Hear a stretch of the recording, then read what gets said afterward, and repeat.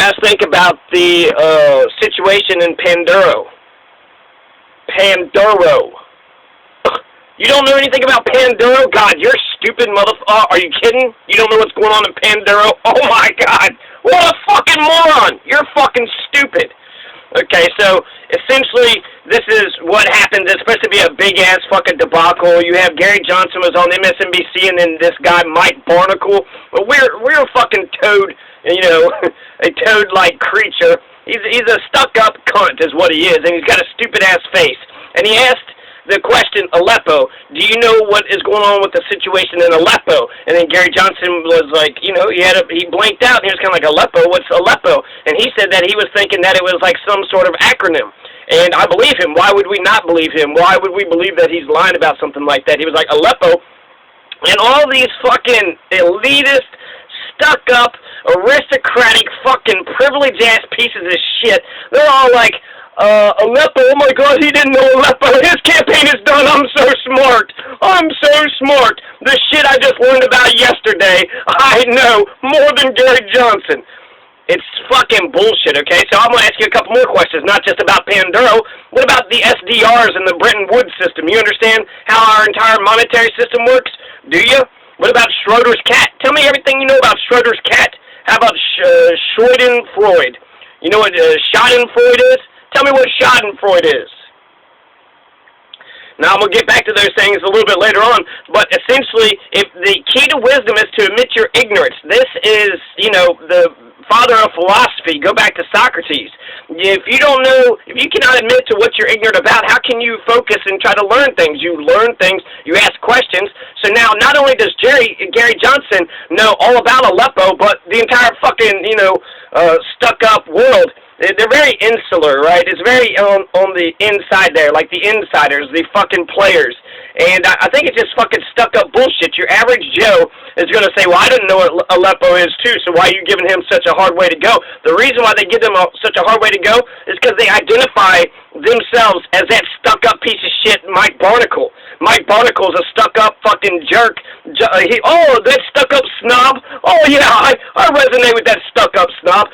That's one way to look at it. The other way to look at it is they don't like Gary Johnson. They don't like Gary Johnson because of, you know, there's numerous reasons. He's an anarcho-capitalist, so he's in favor of laissez-faire, dog-eat-dog, you know, some sink, some swim rat race. He believes in the free market, you know, come hell or high water, and that's the biggest difference between him and Jill Stein. And so they don't like him. And it was kind of like with Sarah Palin. I mean, I felt with Sarah Palin, like she's not a bright person, or I don't particularly like her policies either. When they asked her, what's the Bush doctrine? Well, I'm going to school, so the Bush doctrine is that you're allowed to preemptively invade countries. Before, we didn't just preemptively invade them. We went through the United Nations and got their permission, and then once we got world consensus. But Bush changed that. He's like, nah, we're going to go ahead and invade any country we feel like it, whenever the fuck we feel like it, with or without the UN, with or without Russia and China, without anybody fucking backing us up. Who gives a damn? That's the Bush doctrine. And so the reason why I knew that is because we're studying foreign policy, and there's different. We were isolationists for a while. We were, détente. We believed in détente, or we believed in, I think it was détente, where we just sort of held them there. There was the balance of power, and there's all this other different ways of looking at foreign policy. So when they asked Sarah Palin, do you know what the Bush doctrine is? And she was like, so what is that there, Chuck or Larry or whatever the fuck the guy's name is? Is that his worldview? Is that what you're saying, his worldview? And that's what we're defining as, you know, the Bush doctrine, the fucking ivory tower elite. But, you know, 10 days or 10 years from now, like, the only other doctrine I know of is the Monroe Doctrine, and that's essentially we control both Americas on this hemisphere. Okay, so I feel it was Sarah Palin, but essentially I didn't like Sarah Palin, so I loved seeing her get humiliated. Oh, my God, what a fucking idiot. She don't even know what the Bush Doctrine is. What a dumbass. No, I just didn't like her. Now, Gary Johnson, I'm 50-50 on, and I'll tell you that's another important part of the deal. But first, let me mention this, okay? So, Mike Barnicle, right, he does that stupid face where he's like, Aleppo, Aleppo, Aleppo. Fucking weird, creepy dude, man. You could tell, you could see the disdain in his face. You could see the contempt in his eyes. And then when he asked the fucking question, fuck him. I mean, he's a stuck-up fucking privileged, you know, aristocrat. He thinks he's so goddamn smarter than everybody else. And what, because you know of a piece of information that somebody else did, you're the fucking king of the world? I guarantee that motherfucker don't understand the global financial system, or he doesn't understand, you know, quantum mechanics, and there's so many things that he's not going to know about. But if he's a stuck-up asshole like that, he goes around pretending he's so goddamn smart. Fuck Mike Barnicle. And fuck everybody that looks at Mike Barnicle as themselves. Fuck you all. You're stuck-up cunts. You're a bunch of stuck-up, snobbish fucking cunts. And then here's this. He didn't even know what the fuck he was talking about. He goes, Aleppo, Aleppo. Gary Johnson says, well, you know, I don't know what it is. Why don't you explain it to me? He was like, serious? Oh, my God, serious, right? Fucking, it's easier to judge somebody than it is to think. Now, when he asked what it was, it took Mike Barnicle a second to explain what Aleppo is. Aleppo is a city in Syria. And there's not just, okay, here's how Mike Barnicle describes it. He says, it's the epicenter of the refugee crisis. That's what is happening in Aleppo, Syria, to Mike Barnicle. A fucking refugee crisis. Yeah, I guess if you're Amerika, or if you're a country outside of Syria, yeah, you have to deal with everybody running out of Syria. So it's a refugee crisis. It's not a refugee crisis to the Syrians. It's not a refugee crisis to the people of Aleppo. It's a goddamn civil war. It's a goddamn civil war. They're right in the fucking heartbeat of a war. A civil war between opposing factions. Russia, China, Amerika, rebels, you know, fucking Assad, chemical weapons. That's what the fuck Aleppo is. So for you to say that's the epicenter of the refugee crisis, now it's the heart of the civil war, you stupid Mike Barnicle stuck-up motherfuckers. So now let me talk a little bit about Gary Johnson. He's an anarcho-capitalist, so I don't believe in his laissez-faire, free market, you know, ways. He's, you know, that's who he is to maybe a fault. I think that would be bad for the economy. He believes in small government. So that's bad when it comes to the economy, but it's really good when it comes to the war on drugs. So he believes that you have personal freedom. You're allowed to smoke pot. You're allowed to do cocaine. You're allowed to do heroin. You're allowed to do all the fucking drugs in the world. He even believes in legalizing prostitution. He says that they're clean. The prostitutes in Nevada are clean. And so that's, you know, that's amazing. That's incredible that a presidential candidate believes in personal freedom to that extent. Now, you know, I know some of you assholes are all about Donald Trump and Hillary Clinton. What are they going to do about the war on drugs? They haven't said shit about it, and they won't say shit about it. Not only will they not say shit about the war on drugs, what is Gary Johnson's view on Syria? Essentially, no more wars. Fuck these stupid wars. Don't intervene. Let's try to figure out a fucking way to get inside. We're financing the rebels, and some of them are ISIS, and some of them are fucking, you know, terrorists or whatever. So we're financing, the United States are financing fucking terrorists so we can topple Assad and then take over Syria. So it's a nice strategic, you know, location for our military bases in that part of the world. Get their oil fields, of course. So it's all about empire. So if you want to look at his foreign policy, what Gary Johnson's foreign policy would be, it would be kind of like what Trump is saying. Let them kill each other. Back off. You know, we don't need to keep on getting in the middle of these fucking stupid-ass wars. 15 fucking years for the global war on terror. And again, Gary Johnson is right on that. But what about Hillary Clinton? Nah, she's all about intervention. She's all about regime change. What about Donald Trump? Whereas he says, yeah, let them kill each other. And he's also talking about questioning NATO. So it seems like he's going towards isolationists. Now he's talking about stealing oil fields. Let's just steal fucking oil fields. Let's bomb the shit out of them. Let's pass nukes out to Korea, South Korea, Japan. Everybody gets a fucking nuke. Passing out, you know, nukes like it's goddamn candy. So, yeah, fuck you, Hillary and Donald Trump supporter assholes. You're not going to do right when it comes to fucking Syria. Gary Johnson is 100% right on Syria, and Donald Trump and Hillary Clinton is wrong. So what, you've already picked your horse, and you see Gary Johnson as a threat to your fucking horse? And that goes to the third point of why this pisses me off.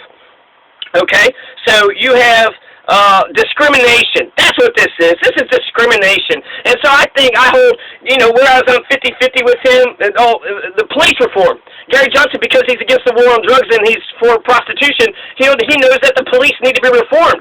Hillary and Donald won't do that either. So Gary Johnson is 50% right and 50% wrong, whereas Hillary and Trump are 100% wrong on every single one of those issues. And a politician can promise you something, and they may lie when they get into office, but if they're not even promising it to you, why would you assume that Hillary or Trump will do shit about the empire, or do shit about police militarization or the war on drugs? That's not their personal beliefs. They're not going to make it a priority. Fuck you, middle America, you stuck-up assholes. So here's what I essentially think, that basically for Jill Stein, her best hope is that Gary Johnson gets the 15% threshold. That gets him into the debate. Now you have 3 people on stage, and people are like, wait a second, we've been just talking about 2 candidates the whole time. How do we have a third? Well, we've always had a third. There's always been independent parties, but the mainstream corporate media doesn't give them any attention at all. Even your MSNBC props up fucking Trump, and then your Fox News props up Hillary, and then they pretend like these other candidates aren't even there. And so discrimination against third parties. So that's, I bet you Mike Barnicle is a Trump fucking voter. And since he's a Trump voter, he looks at Gary Johnson as a threat to taking votes away from Trump. So you guys are all about, you know, Mike Barnicle, Mr. Trump dick sucker. Oh, okay, a bunch of Trump dick suckers out here. So Jill Stein and Gary Johnson are third parties. They are viewed as spoilers. They're viewed as Ralph Nader's spoilers. And so they don't want them to nader the vote, so they discriminate against them. I picked Hillary, so fuck Gary Johnson. I picked Hillary, so fuck Jill Stein. I picked Donald Trump, so fuck Gary Johnson. Fuck you. Fuck you. We need a good, robust debate. We need a good fucking conversation, and fuck your 2 candidates. They're not the horse that I picked. Okay? So that means I guess I can discriminate against all you assholes, because mine is right about every fucking situation, every goddamn issue out there, and she deserves a fucking, she'd be the greatest president. She's the only hope that America has. Jill Stein is. So essentially, my strategy for Jill Stein is Gary Johnson gets into the debate. Hopefully, people get more. Jill Stein gets more visibility. If she gets 15%, and they both get into the debate with just that threshold. But let's assume she gets the 7% or the whatever percentage that she's been polling. So she doesn't make the 15% threshold. That means she's going to get arrested outside of the debate hall. Now, if Gary Johnson's in there, now American people are thinking, wait a second, we got a Gary Johnson, we got a libertarian candidate. Who else is out there? And then they have Jill Stein. You know, now Jill Stein will come up in the conversation. So that's essentially the overall argument. So I feel for Gary Johnson when it comes to the discriminating against third parties and independents as if they're second-class citizens. Fuck you assholes. I'm so sick and tired of you fucking elitist bastards wanting to pick the 1% for all the rest of us. So I think I've covered up, you know, or I covered all the fucking things that I want to talk about. There's other people that's made mistakes. John McCain with the CN Sunni, Herman Cain with Libya. Justin Trudeau, they asked him about the quantum mechanics, about quantum computing, and they were shocked that he actually did know about it.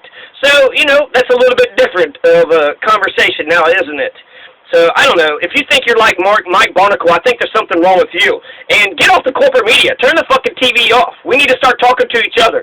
You watch the corporate media, and now you want to fucking bitch about this? Why? So we're not talking about the Dakota Access Pipeline, so we're not talking about the war on drugs and the fucking empire? Now we're talking about whether or not he knew Aleppo.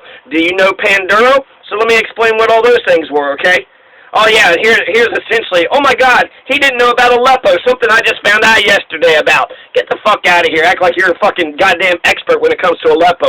Panduro is a city in Bolivia. That's in this hemisphere. And in this hemisphere, there was a big strike that was going on with the cooperative miners. So the cooperative miners had a big strike. The Deputy Interior Ministry, the minister, which would be like the Secretary of State's #2 person, was kidnapped. And so these miners are striking. They didn't like this deal that essentially the government can get in between the cooperative miners and the corporations. So the government wanted to be able to broker those deals, whereas the cooperative miners wanted to make their own fucking deals. So the Deputy Interior Minister gets in there. They kidnap him.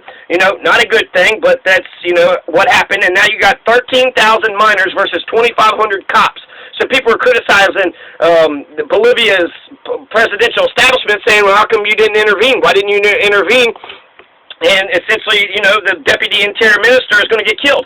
And he said, well, there's 13,000 miners. We had 2,500 cops, so if we would have sent the cops in there, we would have had 70 to 100 to 200 people. You never know how many people could have died. They could have started a goddamn war. So instead, they backed off when they threatened to back off, and they thought that maybe the guy was still alive, and so they were trying to appease, you know, the hostage situation. And then eventually they did go in there, and 5 guys got shot. So instead of 70 or 100 or 200 people getting shot, 5 people got shot. They did go in, and then they did find out that the Deputy Interior Minister was killed already. That's happened in Panduro. So we're not talking about that, do we? No, of course not, because Bolivia's elected a socialist leader. They have a socialist president. Well, I can't focus on any of the progressive shit that's happened right here in our own damn hemisphere. Okay, that's Panduro. Now, with the Bretton Woods system, recently we just found out that China, their RMBDs, their renminbis, the RMBs, they're going to put that as a currency next to the dollar, the euro, the yen, and the pound.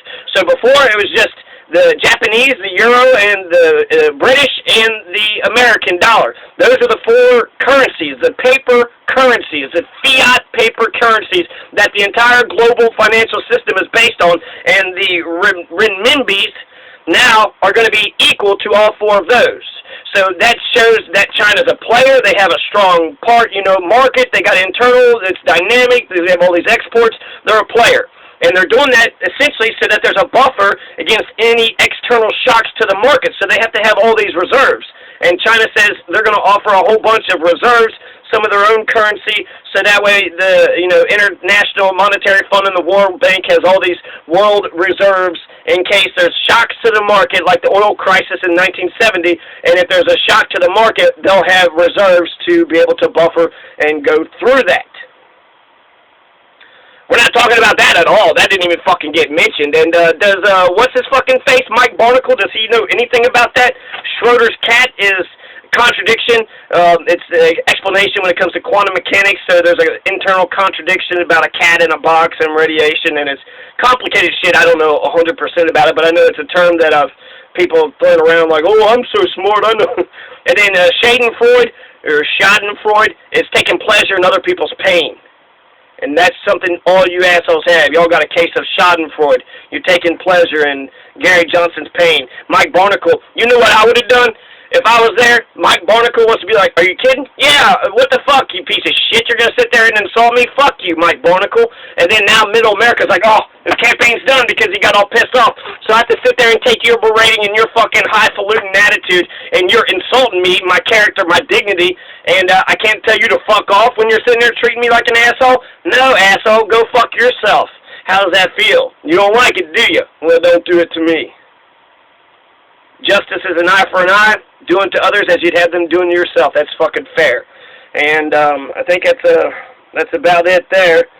So, it's hard for me to not see that the mainstream media was just a bunch of fucking bullies. Chuck Todd defends that somebody called Donald Trump a psycho. Hey, he's not a psycho. Come on, you're not a psychologist. Let's get real here. And so, yeah, you guys want to sit there, the epicenter of the refugee crisis? Is that what you think, Mike Barnicle? Are you serious? Are you fucking serious, Mike Barnicle? That's what you think Aleppo's about?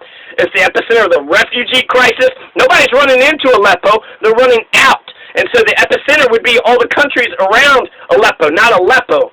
Okay? The epicenter of the refugee crisis. The heart of the Civil War, fucking Mike Barnicle. Let's see here. Ostracizing people, essentially ostracizing people we don't like. And people are stuck on that corporate boob tube. You keep fixated on that steady stream of various snippets of different information that the corporations think that you need to know. And don't ever talk to each other. I mean, don't ever talk to one another. Right? That's not what democracy's about. Just listen to what the corporation fucking media, the corporate media tells you, and then repeat it like it's fucking something. Oh my God, he was ignorant about something I just learned yesterday. What a dumbass. It's easier to judge than it is to think. So, fuck all you stuck-up snobs. Anybody that understands, the more that you learn, the less that you know. There's so much shit that you don't know. That's why the key to wisdom is to admit your own ignorance. And what better way to find out how to learn something? If you don't know about something, ask questions. Ask questions, and now you fucking know. So all the people say, well, he should have known that. Yeah, all of our presidential candidates should know every goddamn piece of information. They should be a walking internet, right? But guess what? We got the fucking internet, so you actually don't have to memorize the entire goddamn internet. And then it'll be about your advisors, and then ultimately it's what the core of your policy is. And what is the core of Gary Johnson's policy? He's been taking on the military-industrial complex, which is not an easy feat. Taking on the entire military-industrial complex. Do you realize how many divisions and how much money and how many businesses are invested in something like this?